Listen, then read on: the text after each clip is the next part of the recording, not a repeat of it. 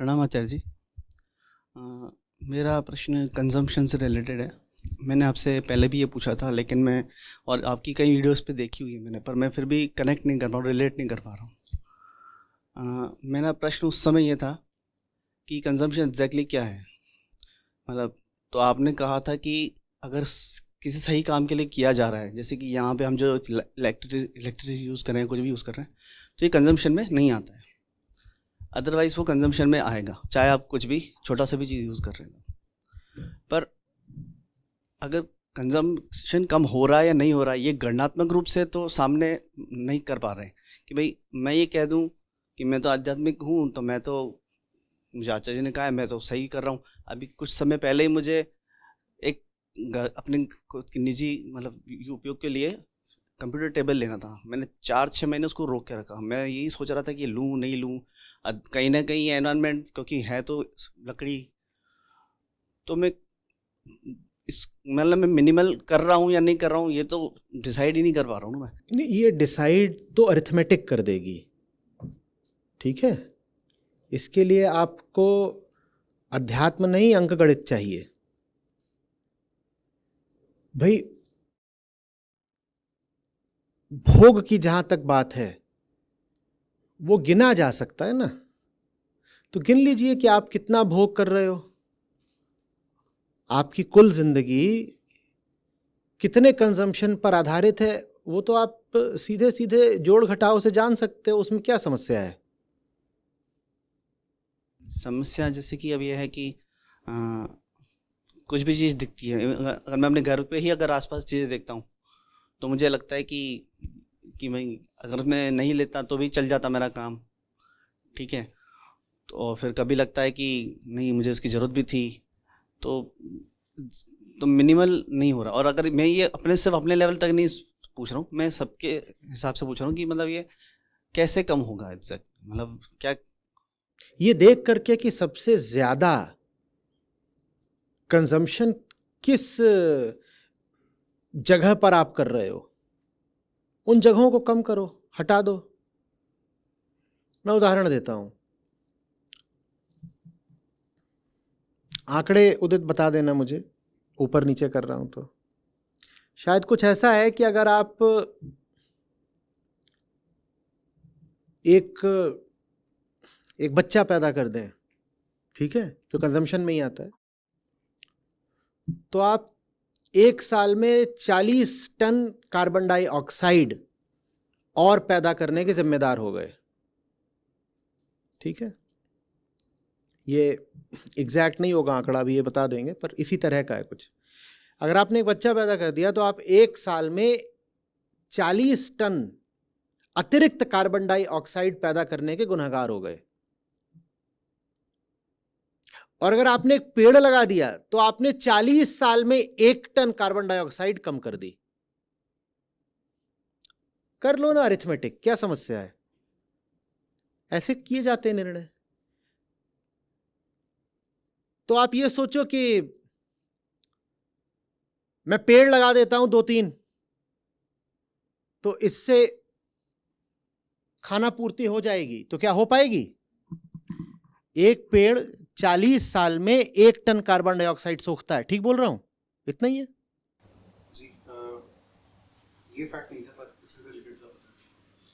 नहीं, मुझे यही चाहिए। एक पेड़ औसतन कितने साल में 1 टन कार्बन डाइऑक्साइड सोखता है? पेड़ क्या करते हैं, कार्बन डाइऑक्साइड लेके उसको सीधे लकड़ी बना देते हैं, तो सोखते हैं। और आप अगर एक संतान पैदा कर देते हो तो एक साल में ही 40 टन कार्बन डाइऑक्साइड आपने एक्स्ट्रा पैदा कर दिया। तो बस ऐसे ही, ये तो अरिथमेटिक है ना, इसमें समझ में क्या नहीं आ रहा?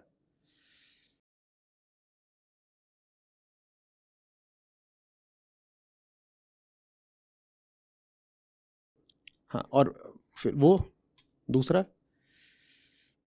अगर आप एक बच्चा कम पैदा करते हैं तो आप 58.6 टन इक्विवेलेंट ऑफ CO2 कहते हैं कम जनरेट कर रहा पर ईयर। तो ये आंकड़े उपलब्ध हैं, इनको देख लिया करो। इसमें और भी मदद।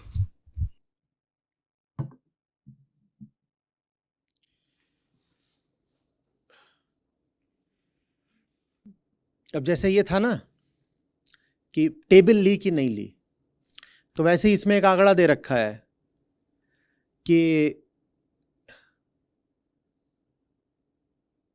कार ली या नहीं ली, तो इससे जो कुल बचा पाओगे वो है 2 टन। कितना बचा पाओगे? 2 टन। कपड़ों को गर्म पानी की जगह ठंडे पानी में धो दिया, क्योंकि गर्म करने में एनर्जी लगती है, तो कहा गर्म में नहीं कंटिन्यू। इससे इतना तुम साल भर भी करते रहो तो कितना बचा पाओगे?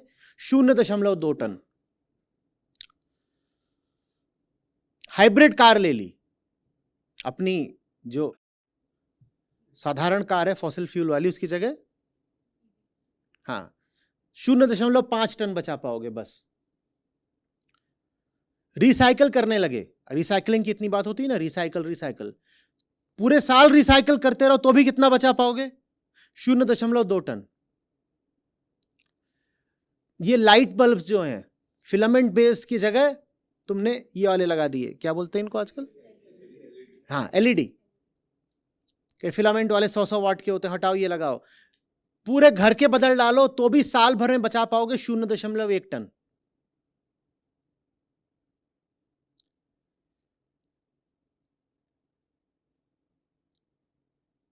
ट्रांस अटलांटिक फ्लाइट, माने यूरोप से अमेरिका जाना और फिर वापस आना, round trip, to and fro, मत ही करो, नहीं जा रहे तो भी कितना बचा पाओगे? 1.6 टन।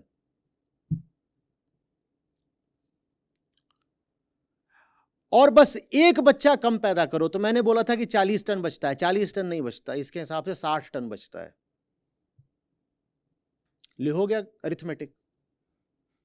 तो मतलब ये जो निजी जीवन में जो मतलब सोच रहा था उससे कहीं गुना ज्यादा तो ये है कि तो जनसंख्या ये आप खुद नहीं देख सकते थे ना, कितनी देर लगी गूगल करने में? नहीं, पर मुझे पहले वो नहीं समझ में आया, क्योंकि मैंने इतनी बार बोला है ना कि एक बच्चा जो तुम पैदा करते हो, इससे ज्यादा बड़ा गुनाह हो नहीं सकता आज के समय में।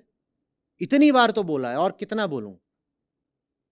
और आंकड़े उपलब्ध हैं, और ये कोई मैंने नहीं छाप दिया, और अलग अलग रिपोर्ट से सबको आपस में तुलना करके वेरीफाई कर लो, लगभग एक ही बात मिलेगी।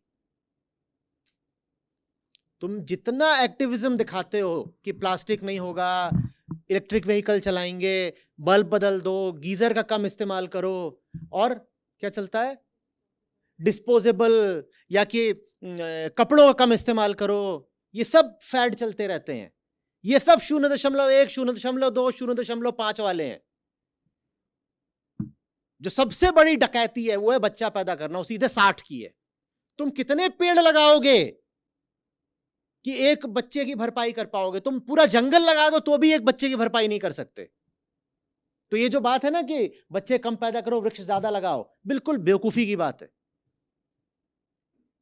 तुम 100 वृक्ष लगा लो तो भी तुमने अगर एक बच्चा पैदा कर दिया तो 100 वृक्ष लगाना बेकार हो गया। अभी ये है स्थिति। आमतौर पे संस्था अपने ट्विटर पर किसी दूसरे को रिट्वीट वगैरह करती नहीं है, ये लोग उस पर मेरी कई बार डालते रहते हैं। कल कराए, शायद यूएन सेक्रेटरी जनरल को कराए कल रिट्वीट, और वो यही कह रहे हैं बहुत, उन्होंने साफ बिना लाग लपेट के कहा है कि मेरे लिए ये बहुत क्षोभ की बात है कि दुनिया भर के नेता अभी भी ऐसे चल रहे हैं जैसे क्लाइमेट चेंज उन्हें समझ में ही नहीं आ रहा हो।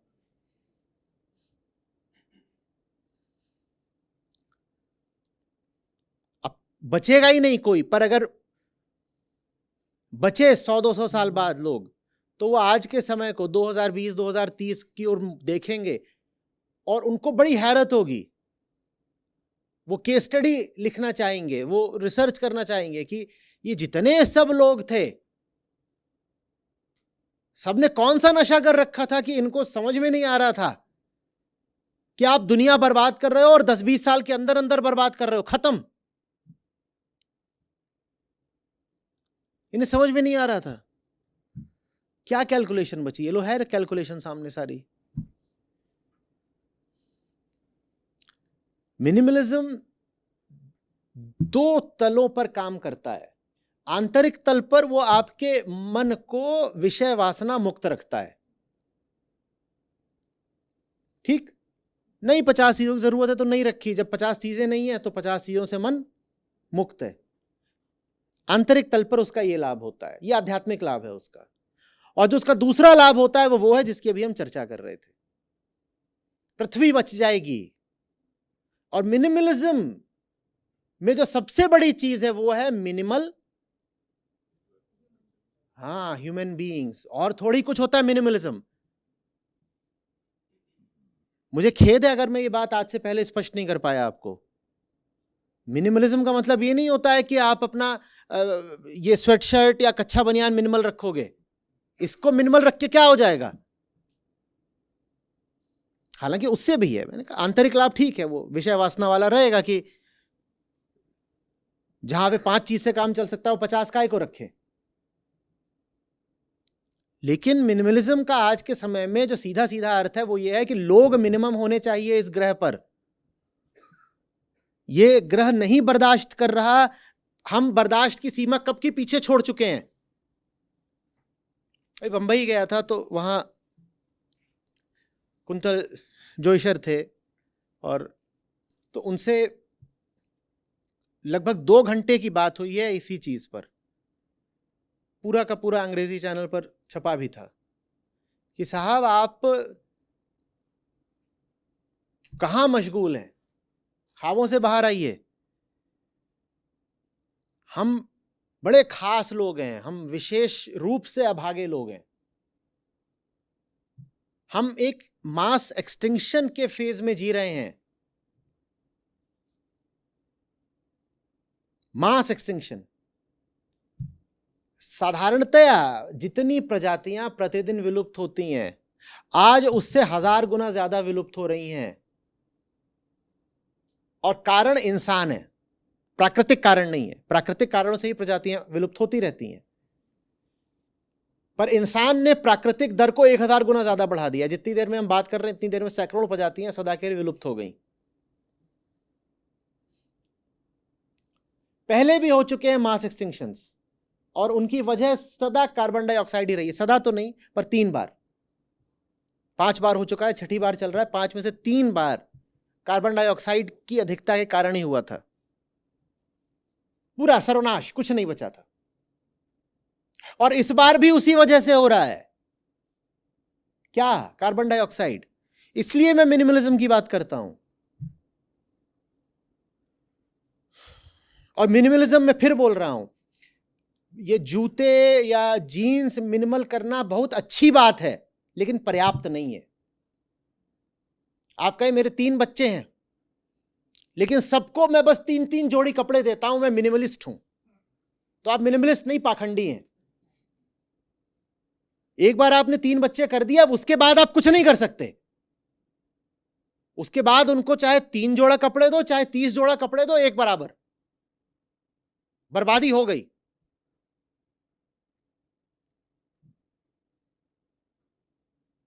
ये बल्ब कम रखने से या कहने से देखो मैं बाहर जाऊंगा तो एसी बंद करके जाऊंगा, इससे कुछ नहीं मिलना। ये अच्छी चीज है, पर बहुत अपर्याप्त है। लोग अपने आप को खुश कर लेते हैं, कहते हैं देखो मैं तो कितनी भी गर्मी हो जाए एसी 16 पे नहीं चलाता, 26 पे चलाता हूं। फिर अपने आप को सर्टिफिकेट दे देते हैं, मैं अच्छा आदमी हूं, एनवायरमेंटली कॉन्शियस सिटीजन, ईसीसी। बताएंगे, देखिए हमारे घर में तो मई जून में भी 26 पे चलता है एसी, और एक कमरे में नहीं, सब 6 कमरों में। जो 14 लोग हैं उन सबके लिए 26 पर ही चलता है।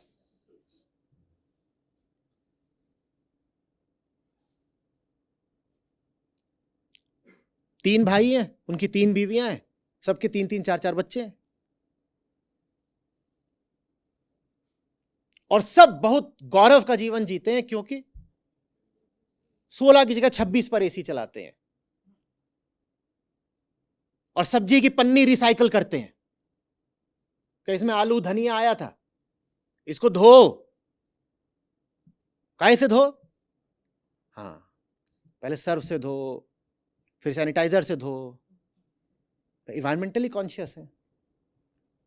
और सर्फ और सैनिटाइजर तो ऑर्गेनिक प्रोडक्ट्स होते हैं, खेत से उगते हैं।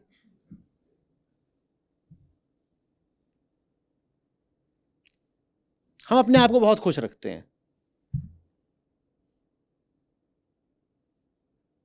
कोई बता रहा है ऑर्गेनिक फूड, भाई मेरे जितनी आबादी है वो ऑर्गेनिक फूड पे कैसे चलेगी? पागल हो गए हो क्या? ये पेस्टिसाइड्स और फर्टिलाइजर क्यों यूज करने पड़ते हैं? कुछ अकल नहीं है? कैसी बातें कर रहे हो? बहुत खुश रहते हैं, मेरे किचन में तो सिर्फ ऑर्गेनिक आता है। पहली बात तो तुम अमीर बहुत हो, आम आदमी ऑर्गेनिक अफोर्ड नहीं कर सकता। दूसरी बात, सब ऑर्गेनिक खाने लग गए तो मार्केट में हो ही नहीं सकता इतना ऑर्गेनिक।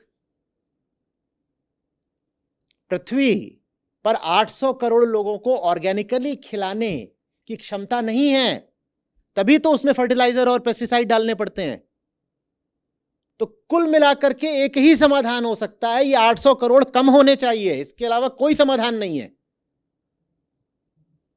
पर सब खुश रहते हैं, मैं एनवायरमेंटली कॉन्शियस हूं और मैं सुबह योगा करती हूं, तो उससे क्या हो जाएगा? योगा से क्या हो जाएगा? नहीं, मैं बहुत रिस्पॉन्सिबल मदर हूं, मेरे चारों बच्चे भी योगा करते हैं। और वहां दिल्ली सरकार ने बोला है कि वो फलानी कॉलोनी बन रही है तो उसके लिए 150 पेड़ कटेंगे। तो मैं तो जा ही रही थी वहां पर धरना प्रदर्शन करने, लेकिन तभी पता चला कि दीदी लेबर में आ गई है, उनका चौथा बच्चा है, तो मैं दीदी को कॉन्ग्रेचुलेट करने चली गई। तुम पागल हो, पाखंडी हो, क्या हो? एक बच्चे का पैदा होना माने 10 लाख पेड़ों का कटना। तुम 150 पेड़ों को कटाने के लिए जा रही हो धरना, 150 पेड़ सरकार काट रही है, उसको बचाने के लिए कह रही हो मैं धरना प्रदर्शन करने जा रहे हो। और दीदी प्रेग्नेंट हुई है तो तुम उन्हें कॉन्ग्रेचुलेशंस भेज रही हो। इससे बड़ा पाखंड हो सकता है कोई? आज के समय में आप किसी को बच्चा पैदा होने की बधाई दें, इससे बड़ा कोई पाप हो सकता है?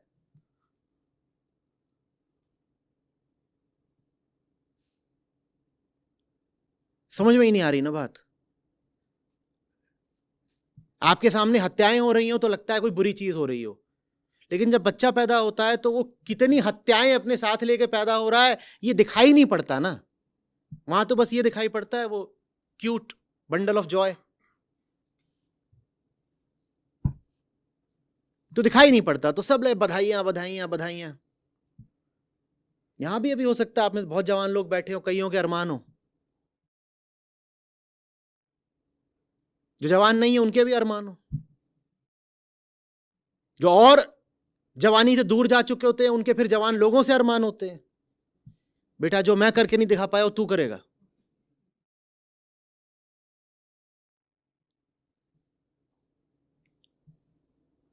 अध्यात्म भी यही बताता है ना, जीवन दुख है, काहे को बेकार में किसी को पैदा कर रहे हो दुख झेलने के लिए? अपनी जिंदगी से बड़े संतुष्ट हो, बहुत आनंद में बीती है क्या जिंदगी जो एक और जीव ला रहे हो दुनिया में?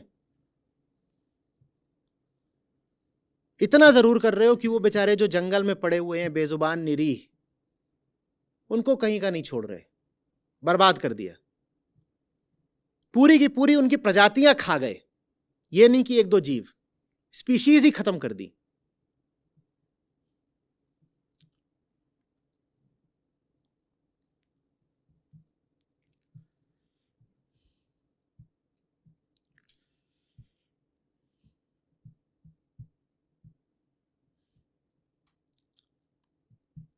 मिनिमलिज्म समझ में आया क्या है?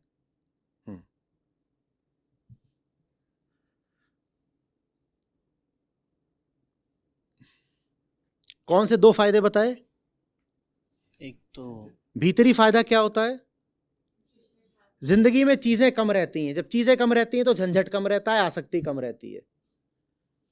चीजें कम रहती हैं तो देखभाल भी कम रहती है।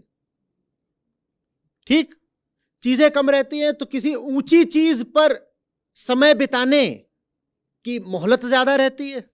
ये सब अंदरूनी फायदे होते हैं मिनिमलिज्म के। नहीं तो जीवन भर यही करते रहो कि फर्नीचर झाड़ पोंछ रहे हैं। सोचो आपके पास 10 शहरों में 10 प्लॉट हों, कई लोगों के होते हैं, तो दिमाग में लगातार क्या घूमता रहेगा? प्लॉट ही प्लॉट घूम रहे हैं, फलाने पे कब्जा कर लिया, फलानी जगह रेट बढ़ रहे हैं, फलानी जगह रेट घट रहे हैं, यही चलता रहेगा। चलता है कि नहीं चलता है?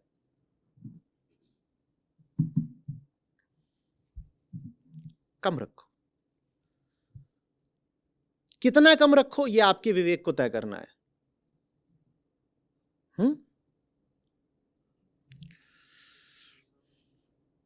और दूसरा फायदा क्या है? दूसरा पृथ्वी बचेगी। हाँ, तो एक है फायदा अंदरूनी और एक है फायदा बाहरी। हाँ। अच्छा जी, एक दूसरा प्रश्न ये है कि है ना, आप जैसे कहते हैं कि व्यक्ति को किसी खेल में, किसी कला में, या कभी कभी ट्रैवलिंग में थोड़ा रहना चाहिए ताकि उसका बौद्धिक विकास हो, पर कभी मन तो इन चीज़ों से भी उचटने की कोशिश करता ही है ना। तो और कुछ करो ना। कि ठीक है, अब नहीं, मुझसे नहीं हो रहा, मतलब इनसे भी भागने की मन तो रहता ही है कि भाई उचटने की कोशिश करता है। ऐसा तो है नहीं कि वो ये करेगा तो उससे प्रेम ही हो जाएगा। ये सब बुद्धि विलास कर रहे हो आप, या करके देखा है फिर मन उचट गया है? कितनी ट्रैवलिंग करी? मैंने तो ट्रैवलिंग मैं पहले नहीं करता, सिर्फ आप ही के पास आता हूँ।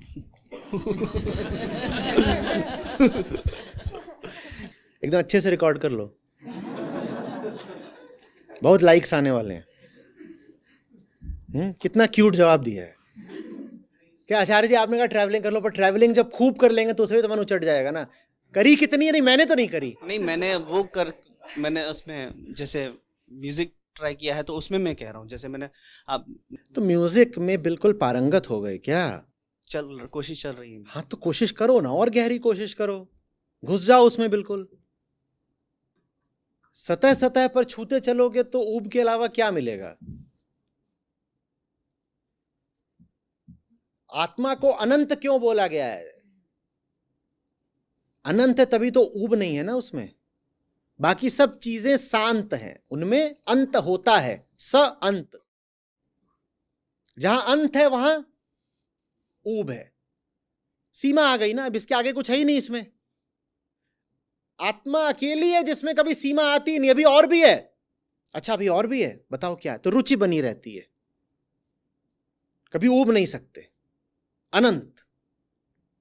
तो मतलब अगर किसी को करना है तो उत्कृष्टता से करते जाना है। हाँ, आत्मा उत्कृष्टता का ही दूसरा नाम है। उत्कृष्ट होते जाओ, और। प्रणाम आचार्य जी। आपने जब भी बोला अभी एक बच्चा ज़्यादा पैदा करना भी बहुत पृथ्वी के लिए भारी पड़ेगा, और आप एक बार बोला था कि 10,000 पृथ्वी उसको भी आप खा डालोगे, सब भोग डालोगे। तो ये है, ठीक है, और ये हो रहा है, कम्युनिटी में हो रहा है। मठाधीश बोलते हैं ना आचार्य जी, वो मठाधीश एक पर्टिकुलर एरिया का मठाधीश रहते हैं।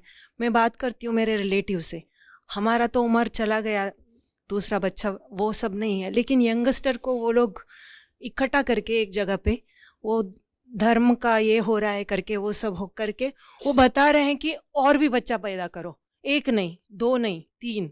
ये सुन के मुझे बहुत ही बुरा लगा।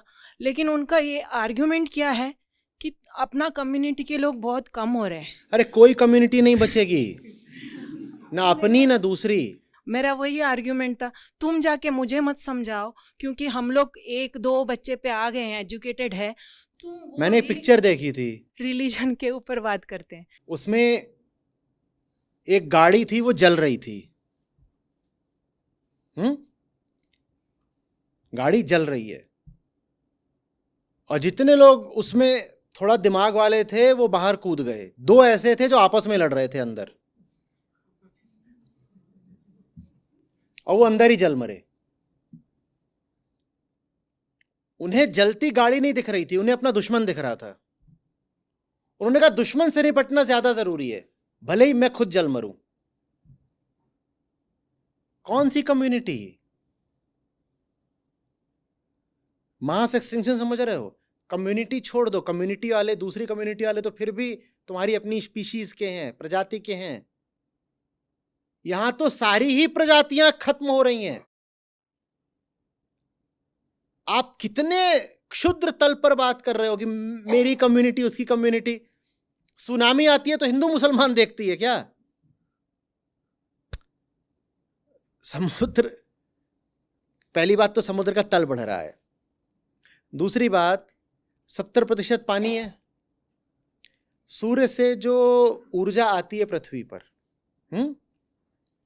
उसका 70% से भी ज्यादा समुद्र ही सोख लेता है। पानी पर रेडिएशन पड़ेगा तो पानी क्या करेगा? एब्जॉर्ब कर लेता है ना उसको। तो पहली बात तो ग्लेशियर पिघल रहे हैं तो जल स्तर बढ़ गया, और वो जो जल बढ़ा है वो गर्म ज्यादा है।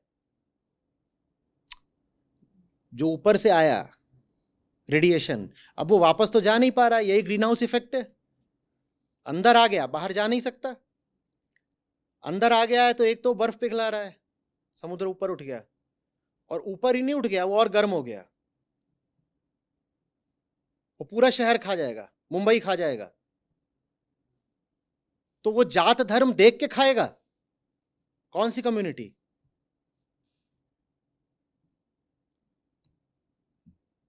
कम्युनिटी की इसमें, और ये हर मीटिंग में वो उत्साह है उनको उनको ये अपने गलत- पीछे चलने वाली भेड़ों की संख्या बढ़ानी है। ठीक है, मेरे पीछे 10 लोग चलते हैं, मैं चाहता हूं मेरे पीछे 40 चलें, तो मैं इन 10 से क्या कहूंगा? तुम 40 पैदा करो ना, तभी तो मेरे पीछे चलने वाले 40 होंगे। जो उनको मानते हैं, जो रिलेटिव्स, वो भी बोलते हैं तुम जाके फिर वो दूसरा रिलीजन को समझाओ, जो 7 बीवियां रहते हैं और उनके हर बीवी से बहुत बच्चे, उनको समझाओ। देखिए, एक वो तो हम लोग जो- तथ्यों में नहीं जीते हैं। हाँ, ठीक है, हम तथ्यों में नहीं जी रहे हैं। मुझे वापस भारत की जहां तक बात है, भारत में हिंदू जनसंख्या की वृद्धि दर और मुस्लिम जनसंख्या की वृद्धि दर में जो अंतर है वो बहुत कम हो चुका है, और हर बीतते वर्ष के साथ और कम होता जा रहा है। कुल ये एक अफवाह फैला करके कि मुसलमान बढ़ते जा रहे हैं और एक दिन छा जाएंगे तुम्हारे ऊपर, कुल ये एक अफवाह फैला करके धर्म चलाया जा रहा है, सरकारें चलाई जा रही हैं। ये एक अफवाह हटा दी जाए तो न जाने क्या क्या गिर जाएगा। एक समय निश्चित रूप से था जब मुस्लिम जनसंख्या की वृद्धि दर बहुत ज्यादा थी, तो तब रोक लिया होता ना, तब काहे नहीं रोक लिया? तब तो रोका नहीं। मुसलमानों से इतनी समस्या है तो जब विभाजन हुआ था तो सबको पाकिस्तान भेज दिया होता, तब तो भेजा नहीं। अब शोर क्यों मचा रहे हो? अभी तो स्थिति यह है, फिर से बोल रहा हूं, कि जो फर्टिलिटी रेट है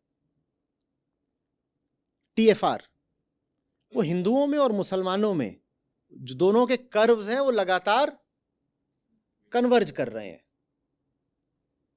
अब शोर मचाने से क्या फायदा? क्यों अफवाह फैला रहे हो बेकार? संतानें कम पैदा करनी चाहिए, हिंदुओं को भी मुसलमानों को भी, और मुसलमानों को और मैं जोर दे करके बोलता हूं कम पैदा करो, क्योंकि अभी भी अपेक्षाएं उनमें ज्यादा हो रही हैं, पर अब इतनी ज्यादा नहीं हो रही हैं कि हम कहें कि खतरा खतरा खतरा। कौन सा खतरा? और स्टैटिस्टिक्स आंकड़ों पर चलती है, तथ्यों पर चलती है। ये जो बात कही जाती है ना कि मुसलमानों की आबादी बढ़ती रहेगी और वो वही इस देश में बहुसंख्यक हो जाएंगे, ये बात तथ्यात्मक रूप से भी बिल्कुल गलत है।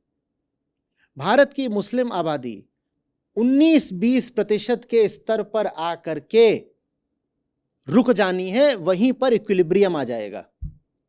और ये बात आप सीधे सीधे कर्व्स को एक्स्ट्रापोलेट करके देख पा रहे हो। इनके लिए भी उनका आर्ग्यूमेंट था कि वो लोग जनसंख्या के लिए, गणति के लिए आते हैं, वो घर में कितने रहते हैं वो बताते नहीं और कम बताते हैं। कैसे कम बताएंगे? आधार कार्ड नहीं बनवाएंगे? आधार कार्ड नहीं बनवाएंगे तो सरकारी सुविधाएं कैसे पाएंगे?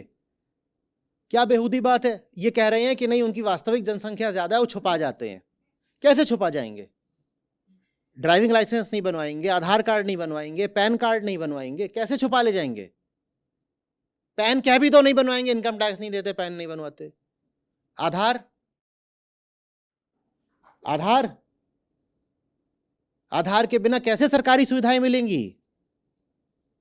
तो ये क्या बेहुदा तर्क है कि नहीं वो जनसंख्या बहुत ज्यादा है पर छुपा रहे हैं। और मैं तथ्यों से बिल्कुल इनकार नहीं कर रहा है, बिल्कुल हुआ है। विभाजन के समय भारत की मुस्लिम आबादी लगभग 10% थी, वो बढ़ के 16-17% पर आ गई है। पर 16-17% से अब ये 40% नहीं होने वाली, ये थोड़ा और अनुपात बढ़ेगा और वहीं पर रुक जाना है, और ये बात हमें आंकड़ों से साफ साफ दिख रही है। तो अब शोर मचाने से फायदा नहीं। मुस्लिम जनसंख्या की वृद्धि दर को बिल्कुल रोका जाना चाहिए था, पर कब? तब रोकते ना जब बढ़ रही थी। वो बढ़ी है 50 के दशक में, 60 के दशक में, 70-80 के दशक में। उसके बाद से जैसे जैसे मुसलमानों में भी शिक्षा आई है और स्वास्थ्य सुविधाएं मिली हैं, और वो जैसे जैसे आधुनिक अर्थव्यवस्था का हिस्सा बनते जा रहे हैं, वैसे वैसे वहां पर भी जो जनसंख्या वृद्धि दर है वो कम होती जा रही है। तो अब ये समय नहीं है 2023 में कि आप इस बात का हुआ खड़ा करें, अब कोई लाभ नहीं। बच्चे कम पैदा करने हैं, हिंदुओं को भी मुसलमानों को भी, दोनों को, और दोनों को यही संदेश है, कम पैदा करो, हो सके तो ना ही पैदा करो, करना ही है तो एक कर लो, ठीक है।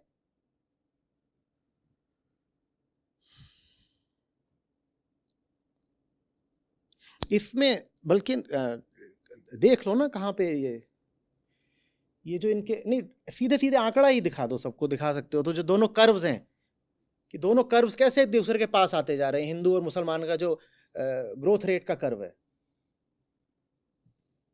हम फैक्ट्स में नहीं जीते, हम कल्पनाओं में जीते हैं। हम इस पर जीते हैं कि व्हाट्सएप पर हमें फॉरवर्ड में क्या आ गया है और उसमें लिखा हुआ है कि देखो देखो देखो।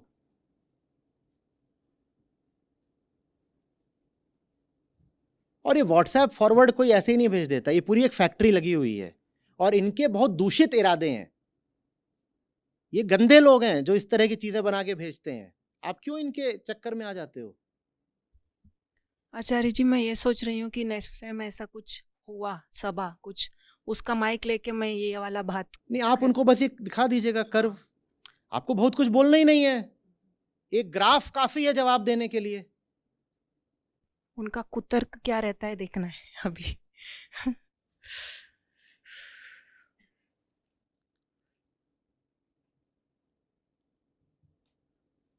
प्रकृति मनुष्य मात्र को साफ कर रही है, वो हिंदू मुसलमान में भेद नहीं करेगी। मुझे अफसोस इस बात का है कि हिंदू मुसलमान क्या, वो बाकी प्रजातियों में भी भेद नहीं करेगी। हम जो बदतमीजियां कर रहे हैं उसका खामियाजा भुगतना पड़ रहा है बेचारे हिरण को, खरगोश को, न जाने कितने पक्षियों को, मछलियों को, विलुप्त वो हो रहे हैं, और हम हिंदू मुसलमान ये कर रहे हैं।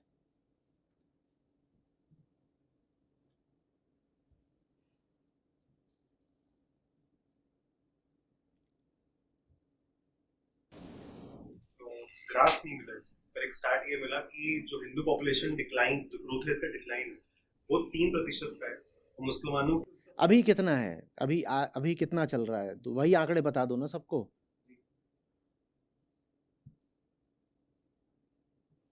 अभी हिंदुओं में इस वक्त चल रहा है 16.8 और मुसलमानों में इस वक्त चल रहा है 24.6, पर हिंदुओं का 3% घटा है, उनका 5% घटा है, और समय के साथ और घटता जा रहा है।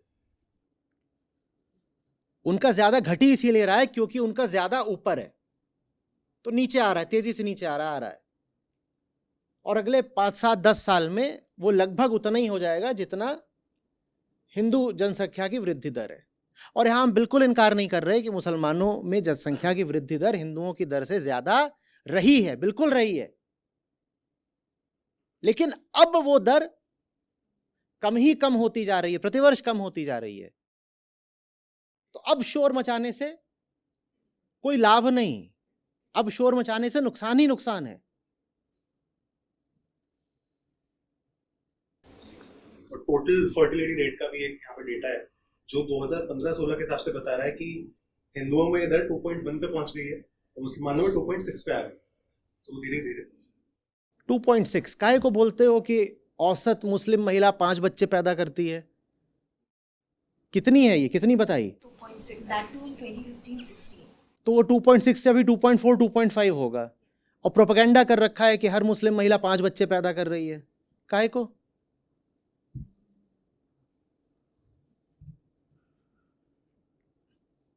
हाँ,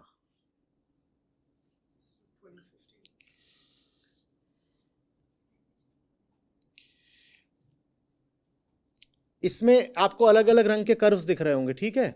सबसे ज्यादा तेजी से गिरता हुआ कर्व कौन सा दिख रहा है? सबसे ऊपर वाला। हाँ, वो मुस्लिम जनसंख्या की वृद्धि दर का कर्व है। वो अभी भी सबसे ऊपर है, लेकिन वो गिर भी तेजी से रहा है। तो हम बिल्कुल दोष देंगे मुसलमानों को इस बात के लिए कि उनका जो कर्व है वो सबसे ऊपर है। निस्संदेह मुस्लिम वर्ग में ज्यादा बच्चे पैदा हुए हैं 1947 के बाद से, लेकिन हमें यह भी देखना है कि अब वो कर्व काफी तेजी से नीचे आ रहा है। तो अब माहौल खराब करने से कोई फायदा नहीं है।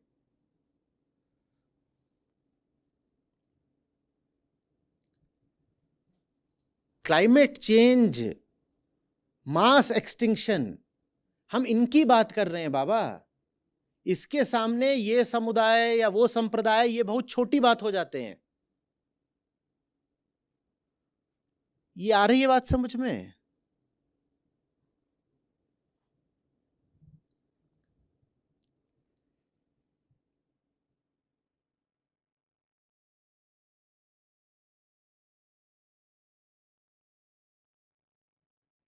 प्रणाम आचार्य जी। वो ये जनसंख्या की इसमें सर जो इकोनॉमिक्स है, जो इकोनॉमिकली जो गरीब लोग रहते हैं उनमें ये कैसा रहता है कि ज़्यादा बच्चे पैदा करेंगे, ज़्यादा उनका इकोनॉमिकल जैसे इन्वेस्टमेंट टाइप देखते हैं बच्चों को, क्योंकि उनकी आमदनी हाथ से होती है, तो उनका तर्क ये होता है जितने हाथ होंगे। दूसरी बात, शिक्षा नहीं होती, कॉन्ट्रासेप्टिव्स का प्रचलन नहीं होता, ये सब बातें होती हैं। देखो, मुस्लिमों में भी जो वृद्धि दर रही है जनसंख्या की, आपको रोचक लगेगा, वो लगभग उतनी ही है जितनी हिंदुओं में अनुसूचित जातियों और जनजातियों की है। हिंदुओं में एससीज और एसटीज में जो पॉपुलेशन ग्रोथ रेट है लगभग उतना ही है मुसलमानों का। इससे क्या सिद्ध हो रहा है कि बात किसकी है? बात एजुकेशन और इकोनॉमिक्स की है। लेकिन हुआ ऐसे खड़ा करा जा रहा है कि जैसे जनसंख्या जिहाद करा जा रहा है, कि जैसे वहां जानबूझ करके ज्यादा बच्चे पैदा किए जा रहे हैं। कि होगा उनमें भी ऐसा वर्ग, मैं नहीं इनकार कर रहा, वहां भी होंगे कुछ ऐसे मुल्ले मौलवी जो यही प्रचार करते होंगे कि अपनी तादाद बढ़ाओ और हिंदुस्तान पर छा जाओ। निश्चित रूप से ऐसे होंगे क्या है ही, उनके वीडियो भी देखे गए हैं जो यही सीख दे रहे हैं कि चलो मुसलमानों अपनी आबादी बढ़ाओ और भारत पर छा जाओ। मुट्ठी भर हैं, उनसे कोई फर्क नहीं पड़ना है।